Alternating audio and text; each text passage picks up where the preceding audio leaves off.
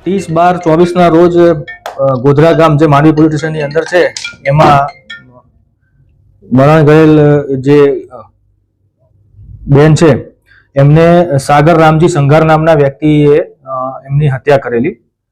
એ બાબતમાં જે તે વખતે પોલીસ સ્ટેશનના સ્ટાફે, કોડે પોલીસ સ્ટેશનના સ્ટાફ અને જે તે વખતના ઇન્ચાર્જ અહીંના પીઆઈ હતા ડીએમ ઝાલા સાહેબ, એ લોકો સમગ્ર ટીમે ખૂબ મહેનત કરી, ટેકનિકલ સર્વેલન્સ, બાતમીદારોની મદદથી ઘણા બધાની પૂછપરછ કરી અને અત્યારેનો જે આરોપી છે એના ઉપર ડાઉટ જતા એ બાબતે કાર્યવાહી કરવા અને એનું ચોખવટ કરવા માટે જ્યારે બી પોલીસે કાર્યવાહી કરવાની તૈયાર કરી તે દરમિયાન જ એમએલસી હોસ્પિટલમાંથી આવી જે આરોપીએ સાગર રામજી સંઘારે જે મરણ જનાર છે એને મારી અને પોતે પછી પશુઓને કંઈક ખવડાવવાની જે દવા છે એ દવા એણે પી લીધેલી ને હોસ્પિટલમાં એ દાખલ થયેલો, જે બાબતે એમએલસી આવેલી. એ એમએલસીમાં પણ એણે એવું સ્વીકારેલું કે ભાઈ મર્ડર કર્યા પછી મેં આ દવા પીધી છે.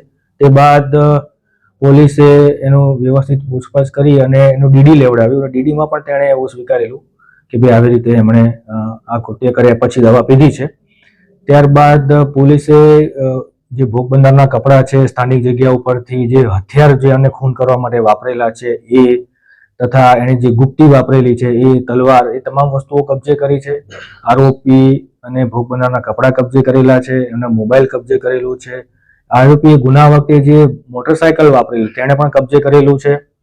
તે સિવાય આરોપીએ ગુનાને કેવી રીતે અંજામ આપ્યો, કેવી રીતે ઘરેથી નીકળ્યો, ક્યાં ગયો, એને વોચ કરી અને પછી એને ગુનાને અંજામ આપીને કઈ રીતે કયા રસ્તેથી એ ભાગી ગયો, એ તમામ વસ્તુનું રિકન્સ્ટ્રક્શન પંચનામું પણ કરવામાં આવેલ છે. યુવતી એ રોજ પોતે જ્યાં જોબ કરે છે ત્યાં જવા માટે ઘરેથી નીકળતી વહેલી સવારે 6 વાગ્યાની આસપાસ જે બસ છે બસમાં બેસીને તે જતી એવું આરોપીને તે ધ્યાનમાં હતું. એટલે આરોપી વોચમાં હતો અને એ આવી અને જેવી આવી અને જતી હતી ત્યારે આરોપીએ ત્યાં જઈ રસ્તામાં એને રોકી અને તેની ઉપર હુમલો કરેલો. અગાઉ પણ સાહેબ કોઈ આરોપી દ્વારા કોઈ છેડતી કરવામાં આવ્યો અથવા કોઈ રીતના પ્રયાસ કરવામાં આવ્યો પરેશાની? તપાસ દરમિયાન હાલ પૂરતું આ જ આરોપી યુવતી જોડે અગાઉ કોઈ માથાકૂટ કરી હોય કે એને ધમકી આપી હોય એવું કંઈ ધ્યાનમાં આવેલ નથી, પરંતુ રિમાન્ડ દરમિયાન એની પૂછપરછમાં એ વસ્તુ ખુલવા પામશે.